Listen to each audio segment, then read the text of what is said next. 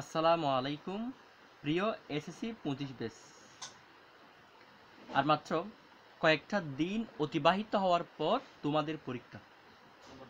এখন যাদের প্রিপারেশন খুবই খারাপ তারা কিভাবে তোমাদের ফিজিক্স সেকেন্ড পেপারে প্রস্তুতিটা নিতে পারো।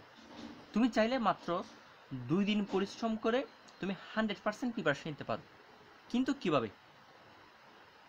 প্রথমে তোমার জানতে হবে পদার্থবিজ্ঞানে কত মার্কসের প্রশ্ন হয়। পদার্থবিজ্ঞানে 100 মার্কের প্রশ্ন হয়। এর মধ্যে প্র্যাকটিক্যাল থাকে 25, এমসিকিউ থাকে 25, সিকিউ থাকে 50। প্র্যাকটিক্যাল হচ্ছে প্রতিটা বিজ্ঞান বিভাগের স্টুডেন্টের জন্য প্লাস পয়েন্ট, ঠিক আছে? এখন তুমি কিভাবে, এখানে সেকেন্ড পেপারে 7টা অধ্যায় আছে। তাপগতিবিদ্যা, স্থিরতড়িৎ, চলতড়িৎ, ভৌত আলোক বিজ্ঞান, আধুনিক পদার্থবিজ্ঞানের সূচনা, পরমাণু মডেল ও নিউক্লিয় পদার্থবিজ্ঞান, সেমিকন্ডাক্টর ইলেকট্রনিক্স। এই 7টা অধ্যায় থেকে প্রতিটা থেকে কমপক্ষে একটা তোমার সৃজনশীল আসবে। যে কোনো একটা থেকে 2টা প্রশ্ন আসতে পারে।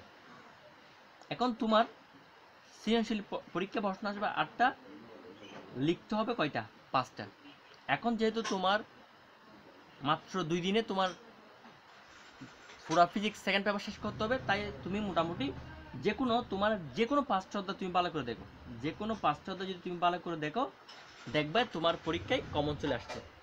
এখন ভাইয়া তুমি একটা অধ্যায় কত ঘন্টার সময় দিবা? সাধারণত আমরা যখন কোনো স্যারের কাছে পড়ি, একটা অধ্যায়কে কমপক্ষে 1 মাস পর্যন্ত পড়াই, ঠিক আছে? এখন তুমি যদি সমনির্ভর পড়তে চাও তাহলে কমপক্ষে 7 দিন লাগার কথা।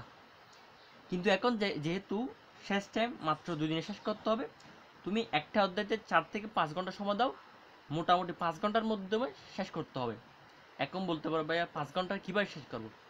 কিন্তু তুমি এখন বেসিক থেকে শুরু করলে পারবা না, ঠিক আছে?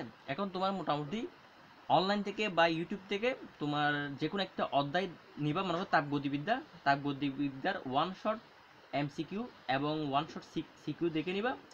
দেখার পর যেগুলো বুট কোয়েশ্চেন আছে এগুলো সলভ করবা। তোমার কাজ হলে এখন এতটুকু, তার চেয়ে বেশি তুমি এখন কাজ করতে পারবে না, ঠিক আছে? কারণ তোমার মাত্র 2 দিনে 5টা বা 7টা অধ্যায় শেষ করতে হবে। এবং তুমি যদি এভাবে পড়ো, মোটামুটি তোমার একটা ভালো রেজাল্ট তুমি আশা করতে পারবা। এবং এসএসসি সম্পর্কিত যে কোনো ভিডিও পেতে টার্গেট এসএসসি চ্যানেলটা সাবস্ক্রাইব করিন। আসসালামু আলাইকুম।